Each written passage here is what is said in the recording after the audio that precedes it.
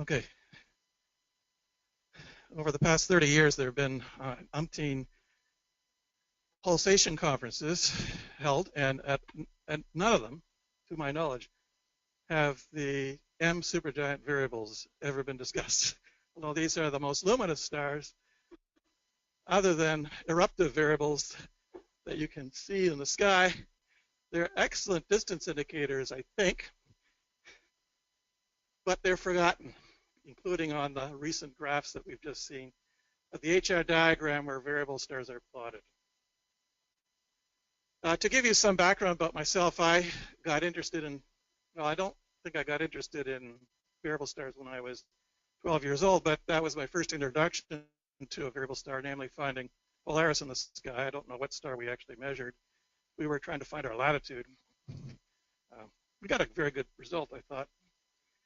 And that was a sort of a lifelong interest that began back then. My first actual professional work on variable stars was when I was a postdoctoral fellow at the University of Toronto. And in that case, I decided one time, since I had tons of observing time at the Las Campanas Observatory, my supervisor was the director of the observatory and needed people to use it. So you'd go down there for weeks at a time. And at Las Campanas in Chile, there would be clear night after clear night after clear night after clear night. Sometimes you go down for a 20-night run and every single night would be clear. So I thought to myself, I would try and, hey, why not take a 5-day Cepheid like CV-Mon and get a good light curve for it? I can observe it through two cycles. And I did, except that if you look carefully, you might notice that I missed a night. That was the night they dragged me off of the mountaintop because I was suffering so badly from food poisoning. I also did, well, as a postdoc, spectroscopy of Cepheids. My first bit was actually with the small telescope at the David Dunlap Observatory. 74 inch. Back again. I use this one mainly because my supervisor couldn't use the night he had. Now, as you know, and I've written a paper in the JAVSO, the Cepheid light curves are actually quite regular and repeatable. And I want to talk about Cepheids first because then I can be more convincing that the semi-regulars are much like Cepheids. They show repeatability, high repeatability, and you can see that there's this interesting feature, the Hertzsprung bump, which works its way up from periods of 5 days down near light minimum up to light maximum periods of 9 to 11 days, and then shows on the rising light portion of the light curves. But the sawtooth diagram here is quite nice. And so as a consequence, a lot of astronomers, in fact, I think Norm Simons began this many years ago, decided to use Fourier decomposition and come up with parameters like RJI, the ratio of amplitudes and two different Fourier terms, and also phase differences, phi ji. And you could actually then determine which stars were what. To give you an idea of the differences, for example, this is the light curve for delta Cepheid. Now, we've seen some of this before, just to show you what you can do. One Fourier term doesn't quite do it for you. 2 gets a little bit better. By 3, you're actually getting it replicated quite well. And you can go to 10 if you like, but that's sort of overkill. But the terms actually don't change when you go to add more and more Fourier terms. That's why this method actually works so well. And the result was that, for example, when you compared, say, stars which were double mode pulsators and also known stars of known pulsation properties, you found this intriguing feature that the regular fundamental mode pulsators actually define a band in a diagram of, let's say, phi 2-1 versus period. Whereas the overtone pulsators followed this Zorro relationship, which I didn't believe at first, but because one of my favorite stars fell on there, and that was SU-Cas, and I thought it was a fundamental mode pulsator until a few years ago when I proved to myself, because of cluster membership, that it was actually an overtone pulsator. So this is actually a nice way of drawing a distinction between fundamental mode pulsation and overtone pulsation in Cepheids. But then you come to these guys, the so-called S Cepheids, things like S Centauri up above, and in the middle is E1726 Cygni. Sorry, Gary Billings, I'm using some of your data. And down on the bottom, I've got a sine wave, just to show you that they look very much like, they're exactly sine waves. We don't need that. And of course, a sine wave has only one Fourier term. So you can't find phi 21, phi 31, or R21 and R31. So what do you do with these guys? Well, a lot of people thought that, well, maybe they're just overtone pulsators. Many overtone pulsators look like they had sine waves, like curves. But the best way is to actually find members of open clusters, I found. And there are about 12, I think, S Cepheids, which are members of open clusters, I believe. And it's split about half and half. About half of them are fundamental mode pulsators. This is V1726 Cygni, which is a member of a cluster called Plateis 1.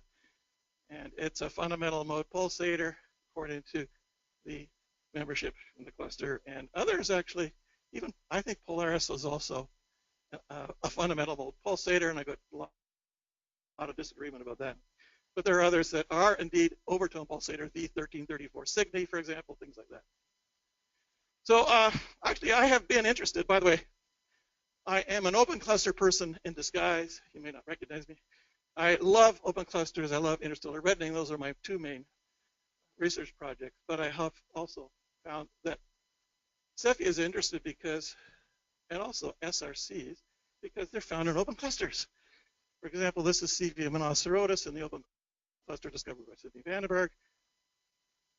You can tell an awful lot about a star by the company it keeps. You can tell age, you can tell distance, you can tell reddening, effective temperatures, all that kind of stuff. Luminosity comes from membership in open clusters such as Cepheid monocerotis. Another one, as an example, DL Cassiopeae, lies in the cluster NGC 129. And again, you can get its age, you can get its luminosity, et cetera, from its membership in the cluster. And lastly, S Normi, which is in the southern cluster, NGC 6087. Again, a zero-age main sequence fit gives a lot of information about these. As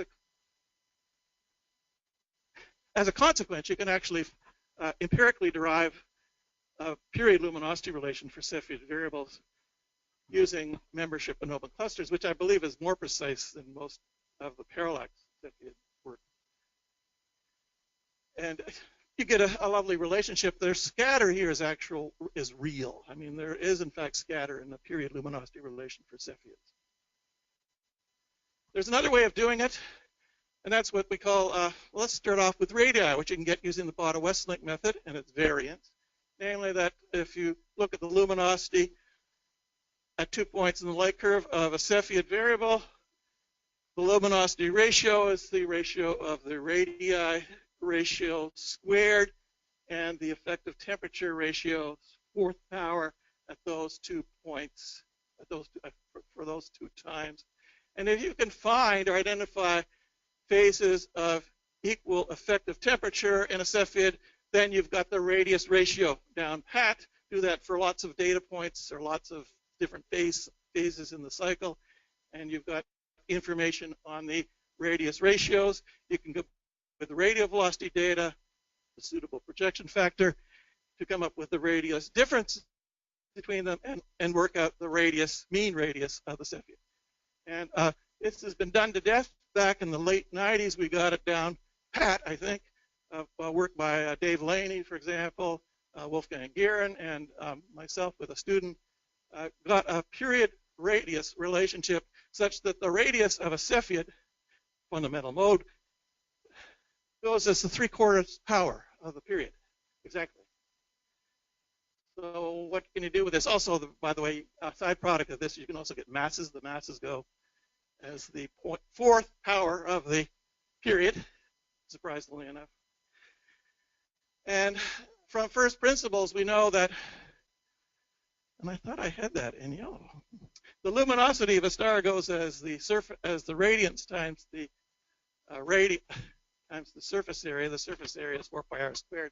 The radiance is 7 Boltzmann constant times t effective to the 4th power, we can get the radius from the period, the mean radius from the period. And we can get the mean effective temperature from the reddening of the star, certainly for cluster members.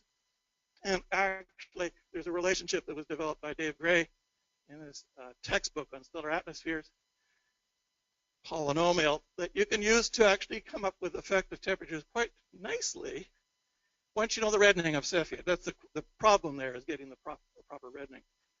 And then just calculate the luminosity. And bingo, you can get another empirical period luminosity relation from first principles without ever getting distances to any of these stars. Just empirical. Now, the scatter here is real, but we know an awful lot about Cepheids. I think it was Bob Christie who demonstrated that the instability strip should lie at lower surface gravity. Maybe he'll be the first to demonstrate that the instability strip should lie at lower surface gravities or higher luminosities for cooler stars, and also that the results that you find for Cepheids are consistent with stellar evolutionary model predictions. So we seem to have a well understood Cepheid instability strip, which has a finite width to it. Now, to give you some idea of what other things can be done, these lines here are lines of constant period. And you'll notice that as stars evolve through the instability strip, if they're evolving from left to right, their periods should get longer. If they're evolving from right to left, your period should get shorter. And so you can look at period changes and actually determine where and likely what crossing a Cepheid is in the instability strip. We know a lot about the type 2 objects as well. For example, this is a Wesson height visual magnitude relationship versus log p for the RR Lyra variables and the type 2 Cepheids, etc., in the Large Magellanic Cloud. I've got this from my student. And we're doing more work in order to get more calibrators. I know Richard Anderson is at Johns Hopkins University doing a lot too to find more Cepheids in clusters. But how does that relate to these other guys? The SRCs, the semi-regulars, which are all M supergiants, are they simply a projection of the period luminosity relation upwards for Cepheids? Or are they a little bit different? I think they're similar, but a little bit different. And these are the properties of SRCs, type C semi-regulars. They have an amplitude typically of about a magnitude. Periods vary from about 30 days to thousands of days. Most have periods of over 100 days. It might be multi-periodic in many cases. The LCs, the irregular supergiants, the question is, are these simply SRCs that have gone unrecognized so far because we don't have enough data for them? And that may be a possibility. The Milky Way 6 is only 57. 72 LC variables, and yet the Cepheids are way outnumber them, and yet it's thought by Mike Pierce that the semi-regulars of type C should be about 100 times more common than Cepheids in galaxies. So they should make excellent distance indicators because they're more luminous than Cepheids. Now you can do an awful lot with just A VSO estimates. This is VX Sag. Peter Wood believes this might be a Myra. Period of 757 days. It's the coolest semi-regular of type C that I know of. M4 to M10 spectral types, 1A luminosity class, period 757 days. This is AAVSO estimate. You can see the mean light varying, as well as the regular periodicity. SCO, also from the AAVSO estimates. Also cool star M4 to M5, period of 769 days. You can see the regular variations, but also changes in mean light. Star spot cycles, perhaps. Alpha Hercules, a bright SRC, period 116 days. M5, spectral type roughly. As you get to types 1B and class 2, the amplitude tends to be lower.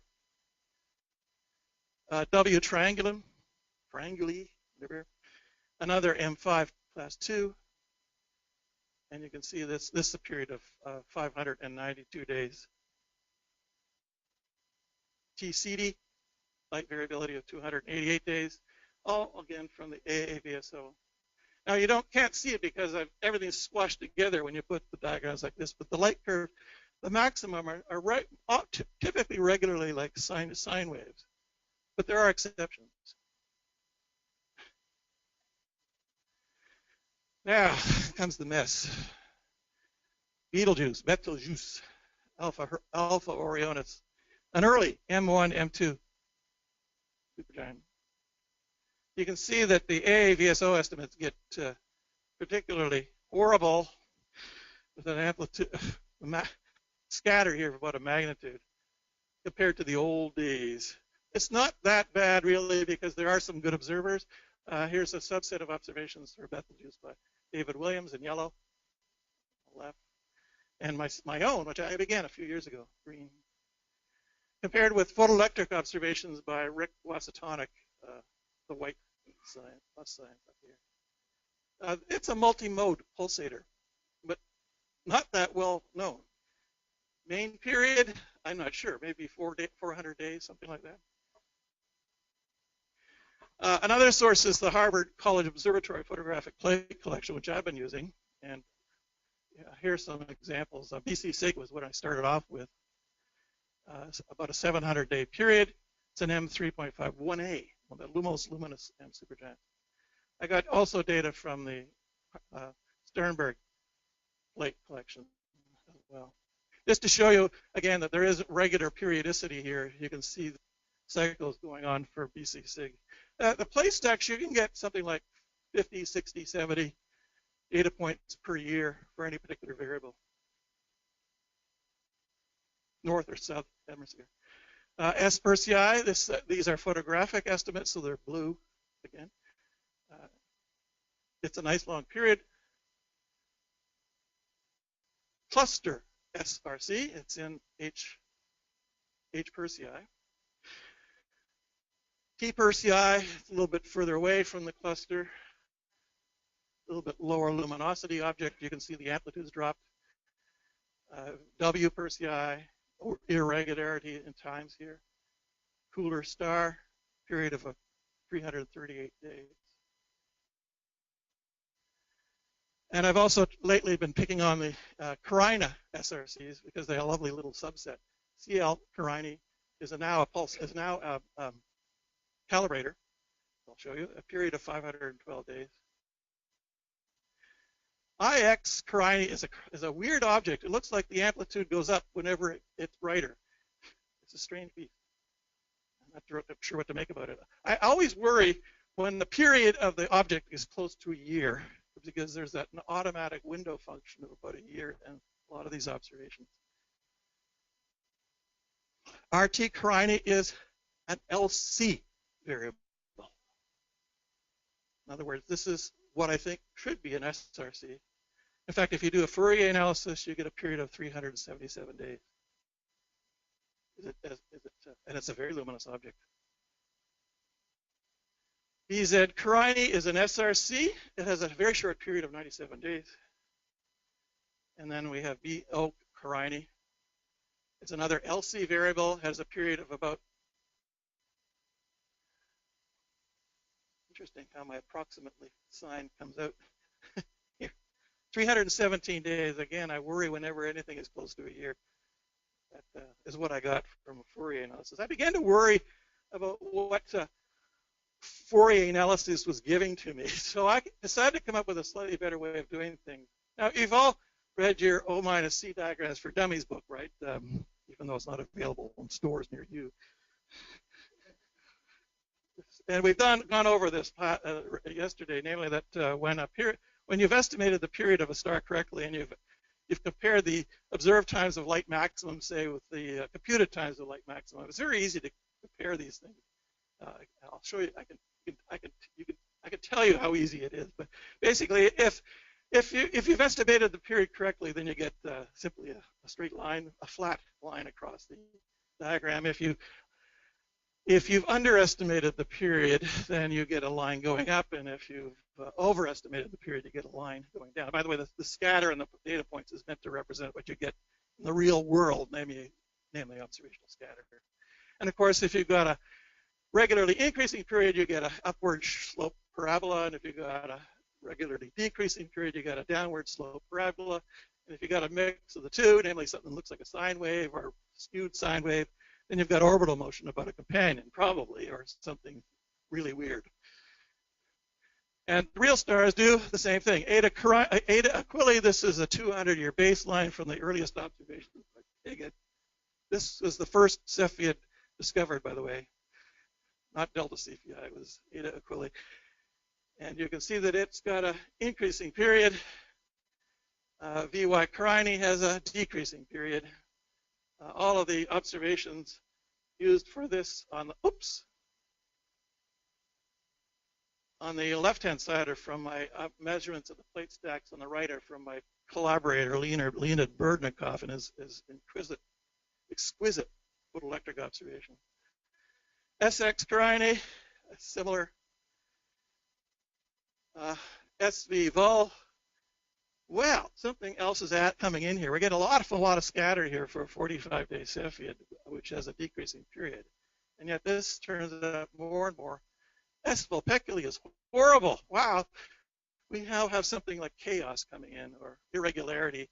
The cycles don't repeat exactly from one cycle, and so you get this chaos term, if you like, which is dominated by evolution for S Vulpeculi, but starts to get cumbersome for things like V532 Cygni and V1496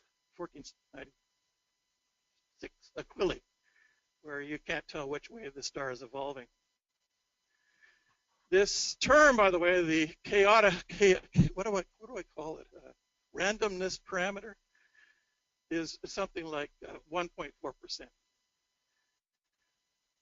But we know that these SRC variables come from the 15 to 25 solar mass stars. So this is where, in the HR diagram, these guys should originate. Some of those will become, well, maybe all of them will become type 2 supernovae at some point.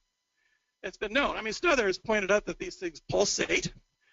He used stellar evolutionary models to come up with periods of pulsation for M supergiants and found that, yes, indeed, they pulsate. People have used SRC variables to determine distances to, say, the Large Magellanic Cloud and M33 using the offset between the two. Here's from similar work by Pierce and his collaborator. And I began using BC Sig, which I mentioned before, and the open cluster. And I have now a light curve, of course, a very extended light curve based upon both photographic Harvard and Sternberg estimates. And one of the things I found, and also there are estimates from the AAVSO, one of the things I found was when I tried Fourier analysis, I didn't like what I was getting. Sure, the period seemed to be changing, namely it seemed to be decreasing over the course of the last century. And in conjunction with it, it seemed to be getting brighter and also getting redder. But I wasn't happy with the results. So I decided to come up with another technique, namely to calculate times of light maximum and then plot those versus cycle number. And it's very rare that you miss a cycle for BC6 simply because it goes through maxima every like 2 years. So you can actually come up with a quite nice plot. And this gives you a period of 692.8 days.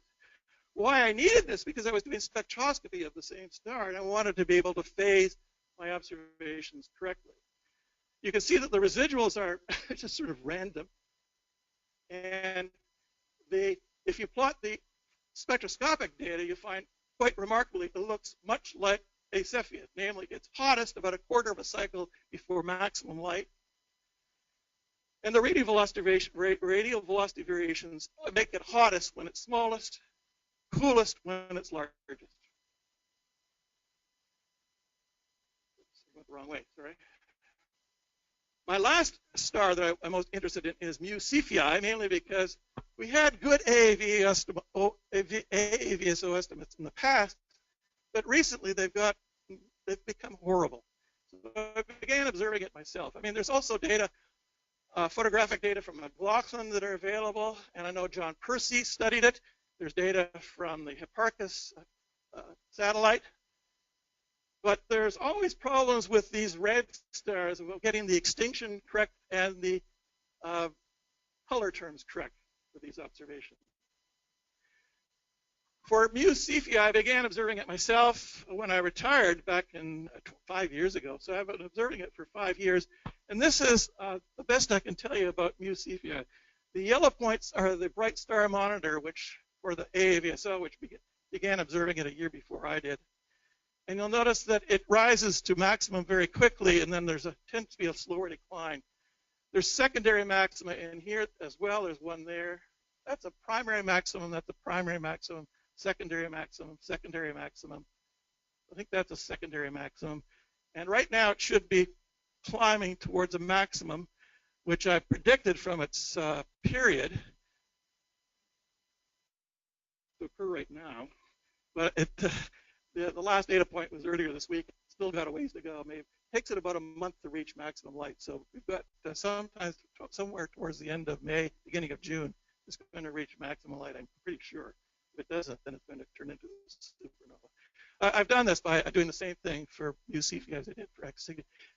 So for BC Sig, it's a double mode pulsator. So that's, and I think it even may be a triple mode pulsator.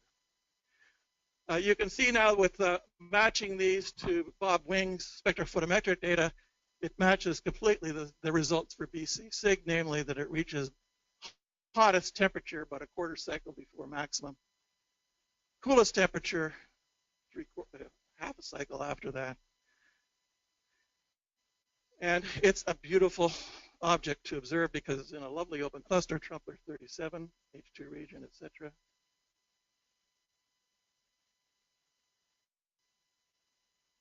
What the hell is that? It's supposed to be an arrow.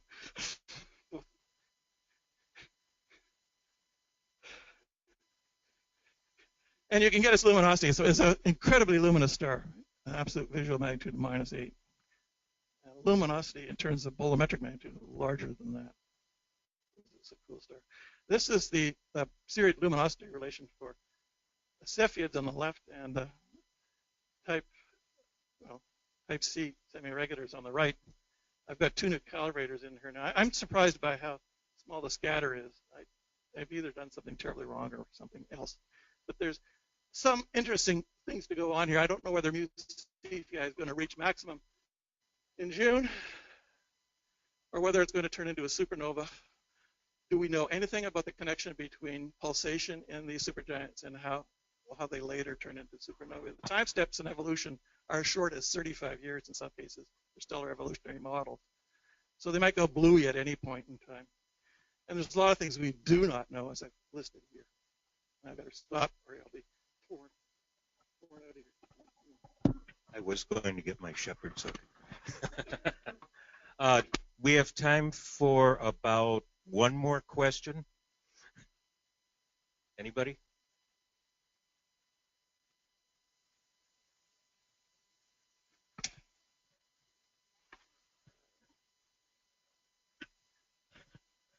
I was somewhat surprised to hear you say that it had been proposed by someone to classify VX Sagittarii as a Mira variable. That was Peter Wood. It always seemed to me to go with the S-per kind of object. Exactly. And yet he suggested that to me a couple of times at these pulsation conferences. But I think it's just because it's the coolest of the SRCs. And so the temperature, any subtle temperature change makes a big difference in the luminosity.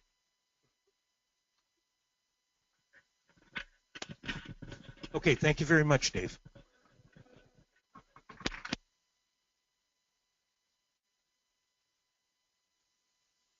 We will now move on to the poster section, and I would like everybody who has a poster up there to line up, and please be reminded that you each have 5 minutes for your presentation.